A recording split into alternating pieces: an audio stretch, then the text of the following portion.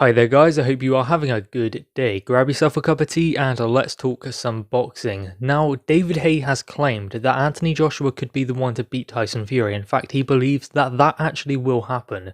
He believes that Tyson Fury is approaching this fight in a similar way to what AJ approached the first Andy Ruiz Jr. fight.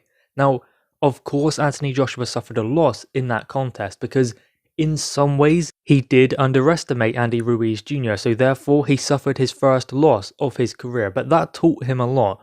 Nevertheless, the way AJ walked to the ring, he was so confident, and in some ways he didn't really want to be there. He wanted to be getting into a fight with Deontay Wilder or Tyson Fury, so he kind of lost the lust for the sport, at least in that contest. So ultimately what David Haye is saying is that Tyson Fury is approaching this one the same way AJ approached the Ruiz one.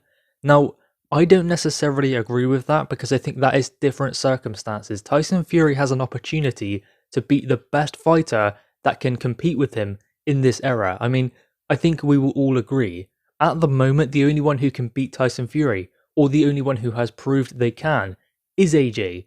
And you can kind of say vice versa. I know that AJ has suffered one loss, but the best AJ I'm talking about, one that is on it and isn't underestimating the fighter across from him in the ring, which AJ will never do again because he had to suffer that in the first Ruiz fight. He's not going to do that again.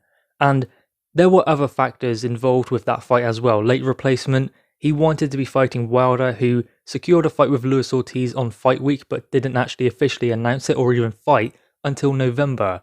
So that made things difficult for Anthony Joshua because he wanted to be fighting for undisputed, yet Wilder almost made out like he didn't. I mean, he even said as much when he said that he fought Tyson Fury instead of AJ for less money. So there you go with that one, and it kind of made him a bit disillusioned with the sport. Now, Tyson Fury is not in that same position. He's not fed up with the sport, he's just come off of a big fight against Deontay Wilder, and now he's going into undisputed. I think that Tyson Fury does approach this fight like he's number one. Of course he does, AJ does, but he approaches this fight like AJ has nothing more than a puncher's chance because John Fury even said as much. He cannot beat Tyson Fury, he has a puncher's chance, but aside from that, AJ is not going to beat him. That is the words of John Fury, so I would imagine that Tyson Fury echoes those thoughts. And that's the thing, after coming off an explosive performance against Deontay Wilder, seems great to have that performance then go into the AJ fight, but there is inactivity in between, of course. He's had that against Deontay Wilder, but he cannot do the same thing against AJ. If he believes he does, then that is going to put him in a compromising position because AJ will want him to fight that way. In that instance, he doesn't have to go looking for Tyson Fury. AJ puts punches together extremely well, whereas Wilder throws one at a time. So that will make it difficult for Tyson Fury if he's having to deal with a left hook, a right hand, an uppercut as well, a stiff jab. Work down to the body, those are things that AJ will bring to the table in this undisputed fight. Those are also things that Wilder did not, aside from the right hand. He's got a reasonable jab, but he didn't use it, and he's not got the best footwork.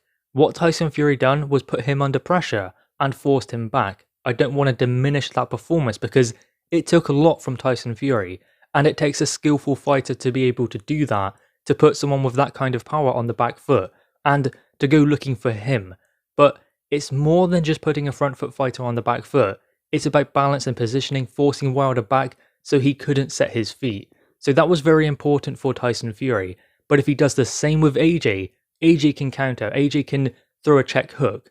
There are many things that he can do. He's more rounded as a boxer and a fighter than Deontay Wilder, so that is very important for Tyson Fury to remember going into this fight. That's why sometimes having that kind of explosive performance that makes him feel invincible could be detrimental to his next fight if he buys into that too much, because he did prove himself to be an elite level fighter in the second Wilder fight. And that's great, you know, I mean, it was a great performance, very entertaining to watch as well, especially to see a British fighter go over to America and win the WBC championship from the champion and bring it home.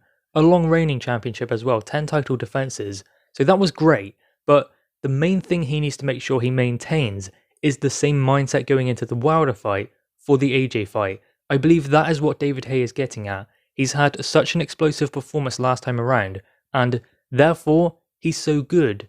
I mean, he's far above anyone else in the heavyweight division. That is the belief of Tyson Fury. But I'm not expecting him to underestimate Anthony Joshua. I know he talks about AJ not being that good, and he hasn't got the best movement, he hasn't got the best chin. That is what Tyson Fury said about AJ, and when he lands, he believes it will be over very quickly. I mean, Tyson Fury says that basically about every single opponent that he faces. He said that going into the Deontay Wilder fight, so I don't think we can take that as Tyson Fury underestimating Anthony Joshua, because he says that to everyone. The interesting thing about Tyson Fury is he does seem to have a performance like he did against Otto Wallin, then a performance like he did against Deontay Wilder, and David Haye did touch on that also. Now, there is a reason behind that. Tyson Fury is a fighter who raises or lowers his level based off of the opponent across from him. So if he's in there with Wallin, he's kind of at a similar level, but if he's in there with Wilder, he raises the bar. If he's in there with Klitschko, he raises the bar. That is the thing with Tyson Fury, so that's not necessarily down to him not being consistent, that's down to him not fighting a Wilder, Klitschko level back to back. I know, there's not many of them around, but there are many top heavyweights who Tyson Fury hasn't fought just yet, that Dillian Whyte and AJ have. So I believe that draws a better Tyson Fury, and that is why we often see a performance that is extremely good, like against Deontay Wilder number 2, then perhaps one that is lackluster against an Otto Wallin. But I do get that Tyson Fury hasn't had consistent back-to-back top performances like Dillian Whyte has put together and like Anthony Joshua has put together. That is very important at this level, and that is something that Tyson Fury will have to do in the AJ fight if he's going to get anything out of it. He had a great performance against Deontay Wilder, he needs an even better performance to beat someone like Anthony Joshua.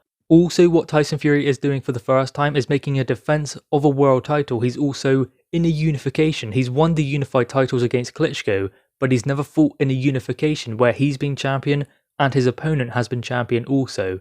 It will be interesting to see how he deals with that. I'm guessing he's going to deal with it quite easily. I don't think the mental pressure or anything like that is going to bother Tyson Fury or even Anthony Joshua, because they are both conditioned and seasoned for this event.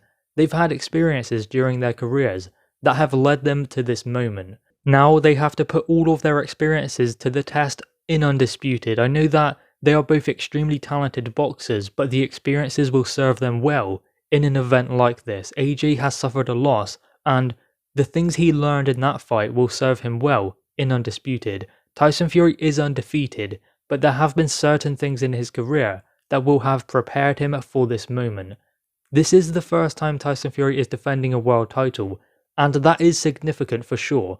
This is also the first time he's fighting a top elite level fighter. I mean, can we call Deontay Wilder elite?